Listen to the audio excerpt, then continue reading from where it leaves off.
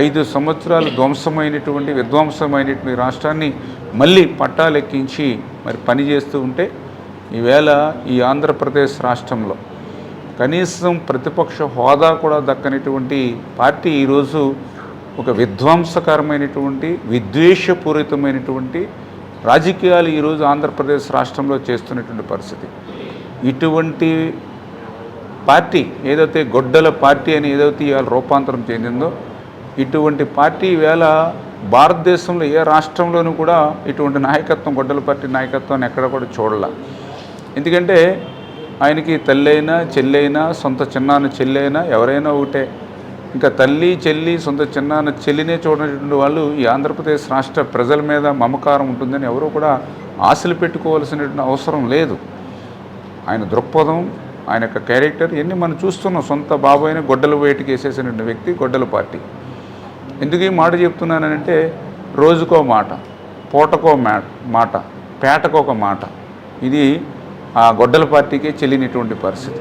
అసలు ఇట్లా మాట్లాడితే ప్రజలు ఏమనుకుంటారా అనేటువంటి జ్ఞానం కూడా లేకుండా అటు జగన్మోహన్ రెడ్డి దగ్గర నుంచి ఇటు పిల్ల వైఎస్ఆర్సీపీ వరకు కూడా నాయకులు మాట్లాడుతున్నటువంటి పరిస్థితి.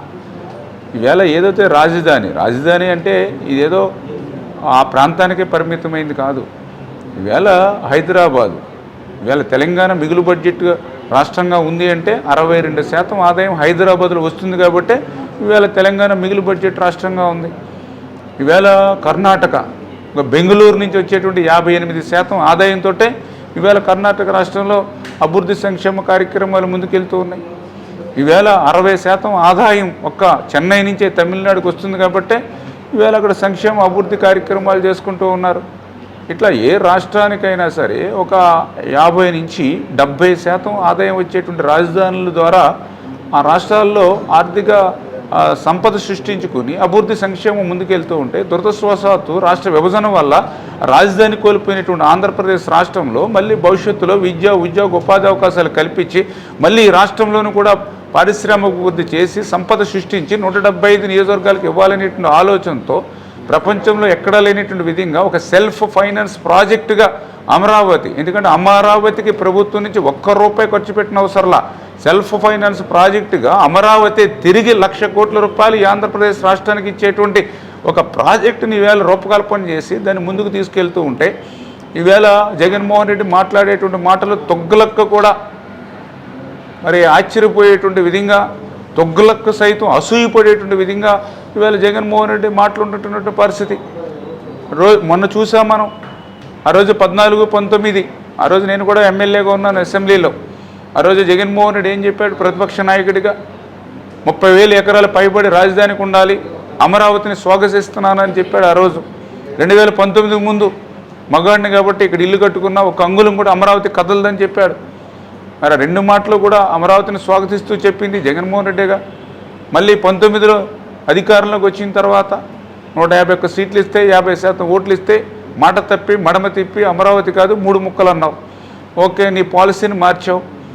మరి నువ్వు మార్చుకున్నటువంటి పాలసీ ప్రకారం నువ్వు 3 ముక్కలు అన్నప్పుడు మరి 3 ముక్కల్లో ఎక్కడైనా ఒక ఇటుక ముక్క పెట్టావా? నీ 5 సంవత్సరాల పరిపాలనా కాలంలో నీ విజన్ 3 ముక్కలు అవుతే ఆ విజన్ ఎక్కడైనా 5 సంవత్సరాల్లో ఎక్కడైనా ఒక ఇటుక ముక్క పెట్టావా? 3 ముక్కల్లో ఎక్కడ 5 సంవత్సరాల్లో ఒక ఇటుక ముక్క పెట్టలా. నువ్వు కాలక్షేపం చేసావు. మేము కట్టినటువంటి అసెంబ్లీ, మేము కట్టినటువంటి సెక్రటేరియటే, మేము వేసిన రోడ్ల మీద నీ పరిపాలన చేసుకున్నావు 5 సంవత్సరాలు. ఎక్కడ కూడా 3 ముక్కల్లో ఒక ఇటుక ముక్క పెట్టలా. దాంతో ప్రజలు నీకు బుద్ధి చెప్పారు. 11 సీట్లు ఆంధ్రప్రదేశ్ రాష్ట్ర చరిత్రలో ఎప్పుడు ఇవ్వనటువంటి ఓటమి వైఎస్ఆర్సీపీ పార్టీకి వచ్చింది. మరి దాని నుండి జ్ఞానం తెచ్చుకోవాలి.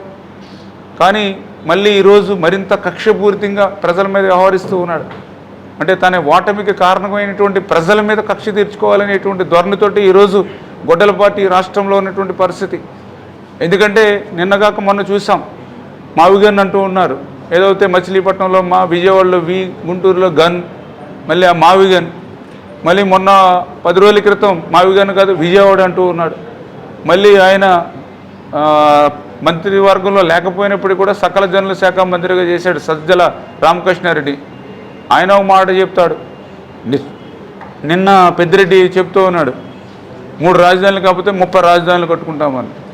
అంటే ఆంధ్రప్రదేశ్ రాష్ట్రం మీ తాత జాగీరం ఇష్టంటున్నట్టుగా మాట్లాడుకుని ఈ రకంగా రాష్ట్రం యొక్క భవిష్యత్తుతోటి చెలగాటమాడడానికి మీకు ఎవరిచ్చారో హక్కు? ఈవేళ ఇప్పటికీ ఈ రాష్ట్రం నష్టపోయింది, ఇబ్బందుల్లో ఉన్నాం, కష్టాల్లో ఉన్నాం. చేతనైతే ఈ రాష్ట్రం బాగుపడడానికి సలహాలు ఇవ్వండి, సూచనలు ఇవ్వండి తప్ప ఈ రాష్ట్రం మీద, ఈ రాష్ట్ర ప్రజల మీద కక్ష తీర్చుకునేటువంటి విధంగా మీ వ్యవహార శైలి ఉంటే ఖచ్చితంగా రేపు రాబోయేటువంటి రోజుల్లో ఆ 11 సీట్లు కూడా మీకు వచ్చేటువంటి పరిస్థితి కూడా ఈ రాష్ట్రంలో లేనిటువంటి స్థితి. ఎందుకంటే ఇప్పటికే ప్రజలు ఆలోచిస్తూ ఉన్నారు. ఇటువంటి ఆలోచన లేకుండా ఏ పూటకు ఆ పూట నోటి నుంచి ఏ మాటకు వస్తే ఆ మాట మాట్లాడేటువంటి కనీస విషయ పరిజ్ఞానం లేనిటువంటి ఇటువంటి వ్యక్తి 5 సంవత్సరాలు ఈ రాష్ట్రానికి ముఖ్యమంత్రిగా చేసింది. ఇటువంటి విషయ పరిజ్ఞానం లేనిటువంటి వ్యక్తి ఈరోజు ఒక రాష్ట్రంలో ఒక పార్టీకి అధ్యక్షుడిగా ఉన్నాడు అనేటువంటి భావన ఈరోజుకే ప్రజల్లో ఉన్నటువంటి పరిస్థితి. అందుచేత ఇప్పటికైనా జ్ఞానం తెచ్చుకుని ఆలోచనతో ప్రతిపక్ష హోదా లేకపోయినా కనీసం ఆ యొక్క నాయకత్వంగా మాజీ ముఖ్యమంత్రిగా అయినా సరే పని చేసుకుంటే మరి ప్రజలు ఏమాత్రమైనా మీకు తిరగడానికైనా అవకాశం ఇస్తారు. కానీ లేదంటే రేపు భవిష్యత్తులో ఇదే రకమైన ధోరణిలో ఉంటే మీరు పూర్తిగా ఆ బెంగళూరు ప్యాలెస్కి లేకపోతే ఆ తాడేపల్లి ప్యాలెస్కి పరిమితం అయిపోయేటువంటి పరిస్థితి ఉంటుంది.